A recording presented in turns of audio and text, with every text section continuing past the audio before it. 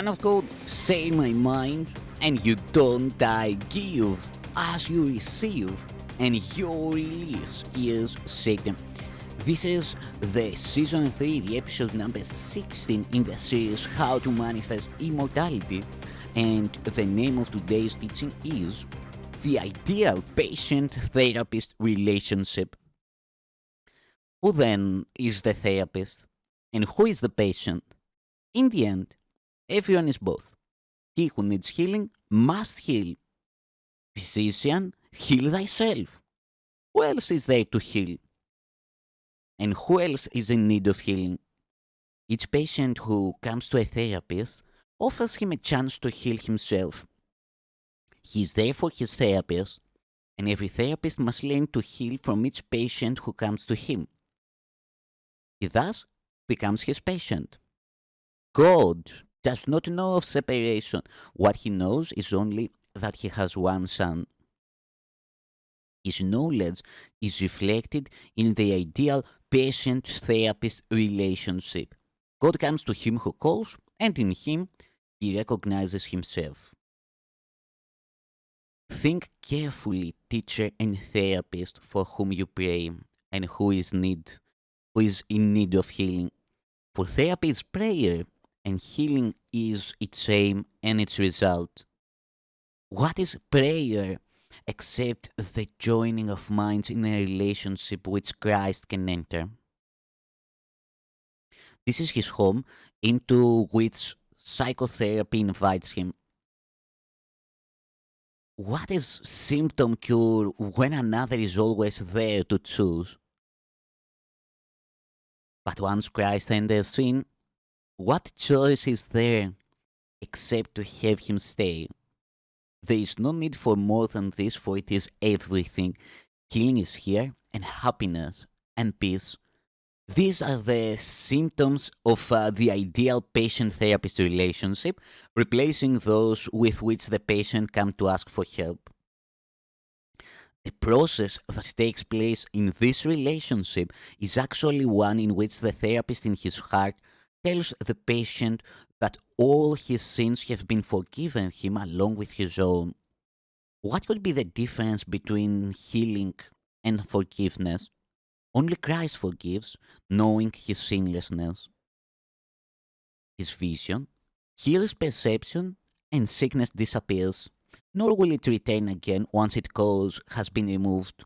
This, however, needs the help of a very advanced therapist capable of joining with the patient in a holy relationship in which all sense of separation finally is overcome. For this, one thing and one thing only is required: this. Therapist in no way confuses himself with God. All unhealed healers make this fundamental confusion in one form or another because they must regard themselves as self-created rather than God-created. This confusion is rarely, if ever, in awareness, or the unhealed healer would instantly become a teacher of God, devoting his life to the function of true healing. Before he reached this point, he thought he was in charge of the therapeutic process and was therefore responsible for its outcome. His patient's errors thus became his own failures, and guilt became the cover, dark and strong, for what should be the holiness of Christ.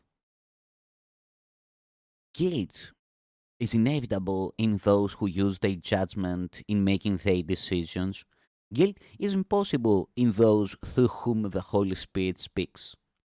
The passing of guilt is the true aim of therapy and the obvious aim of forgiveness. In this, the oneness can be clearly seen. In this, the oneness can be clearly seen. Yet, who could experience the end of guilt who feels responsible for his brother in the role of guide for him? Such a function presupposes a knowledge that no one here can have, a certainty of past, present, and future, and of all the effects that may occur in them. Only from this omniscient point of view would such a role be possible. Yet no perception is omniscient, nor is the tiny self of one alone against the universe able to assume he has such wisdom except in madness. That many therapists are mad is obvious. No unhealed healer can be wholly sane. Yet it is as insane not to accept a function God has given you as to invent one he has not. The advanced therapist in no way can ever doubt the power that is in him, nor does he doubt its source. He understands all power in earth and heaven belongs to him because of who he is. And he is this because of his Creator, whose love is in him and who cannot fail. Think what this means. He has the gifts of God Himself to give away. His patients are God's saints who call upon His sanctity to make it theirs. And as He gives it to them, they behold Christ's shining face as it looks back at them. The insane, thinking they are God, are not afraid to offer weakness to God's Son. But what they see in Him because of this they fear indeed.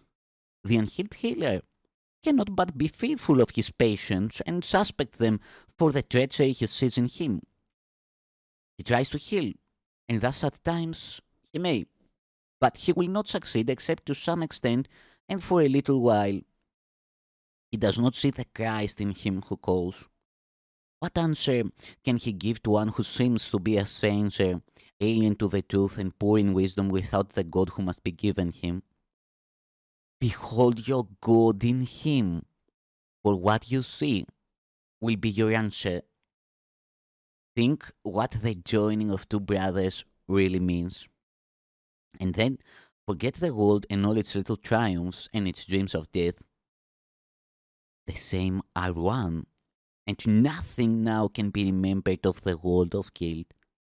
The room becomes a temple, and the street a stream of stars that brushes lightly past all sickly dreams. Healing is done, for what is perfect needs no healing, and what remains to be forgiveness. And healing is done for what is perfect needs no healing, and what remains to be forgiven when where there is no sin. Be thankful, therapist, that you can see such things as this if you but understand your proper role. But if you fail in this, you have denied that God created you, and so you will not know you are His son. Who is your brother now? What saint can come to take you home with him? You lost the way, and can you now expect to see in him an answer that you have refused to give? Heal and be healed. There is no other choice of pathways that can never lead to peace. Oh, let your patient in, for he comes to you from God. Is not His holiness enough to wake your memory of Him?